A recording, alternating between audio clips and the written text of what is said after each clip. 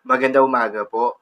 Narito na po ang magiging lagay ng panahon ngayong umaga ng Martes, May 19, 2026. Pero bago yun, baka pwedeng palike and share naman ang video na ito. Comment ka na rin kung taga saan lugar ka para malaman natin kung hanggang saan umabot ang video na ito. Huwag mo din kalimutan na mag-follow at mag-subscribe sa ating Facebook page at YouTube channel.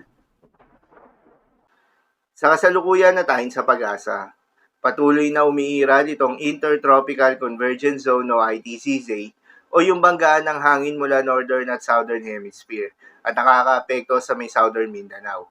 Dahil dito ay asahan yung maulap na kalangitan na may kalat-kalat na mga pagulan at thunderstorms. Habang easterlies naman o yung mainit na hangin na nanggagaling sa may karagatang Pasipiko ang nakakaapekto sa may Visayas at nalalabing bahagi pa ng Mindanao. At mga localized thunderstorms naman ang aasahan sa buong bahagi ng Luzon. Dahil dito ay asahan yung generally fair weather condition, mainit at malinsangan pa rin na panahon sa umaga hanggang sa tanghali. Subalit pagsapit ng hapon o gabi, ay asahan naman yung mataas na tsansa ng mga pagulan o thunderstorms. Magandang balita naman dahil ayon sa pag-asa ay wala tayong binabantayan na low pressure area o bagyo sa loob o malapit sa Philippine Area of Responsibility na maring makaapekto sa ating bansa. Para naman sa magiging lagay ng panahon ngayong araw ng Martes, dahil nga sa epekto itong Intertropical Convergence Zone, asahan sa Zamboanga Peninsula, Barm, Soc-Sargen, Davao Oriental at Davao Occidental ang maulap na kalangitan na may kalat-kalat ng mga pagulan at thunderstorms. Posible ang mga pagbaha o pag-uho ng lupa. Due to moderate to at times, heavy rains. Habang sa may Visayas at nalalabing bahagi ng Mindanao, ay asahan naman yung bahagyang maulap hanggang sa maulap na kalangitan na may kalat-kalat ng mga pagulan o thunderstorms na dulot ng easterlies.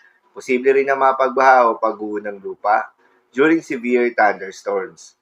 Habang sa Metro Manila at nalalabing bahagi pa ng Luzon, ay asahan rin yung bahagyang maulap hanggang sa maulap na kalangitan na may kalat-kalat ng mga pagulan o thunderstorms na dulot naman ng mga localized thunderstorms. Posible rin na mga pagbaha o pag-uho ng lupa during severe thunderstorms. Madalas, nabobo ang mga thunderstorms na ito tuwing hapon o gabi na nagtatagal ng 1 hanggang 2 oras. Yan naman ingat sa mga posibleng banta ng pagbaha at pag-uho ng lupa, lalong-lalo na sa mga lugar na inuulan na noong mga nakaraang araw pa. Para naman sa magiging lagay ng mga dagat baybayin, ayon sa pag-asa ay wala tayong nakataas na gale warning sa anumang seaboards ng ating bansa. Kaya naman malayang makakapamalaot yung mga kababayan nating mangingisda.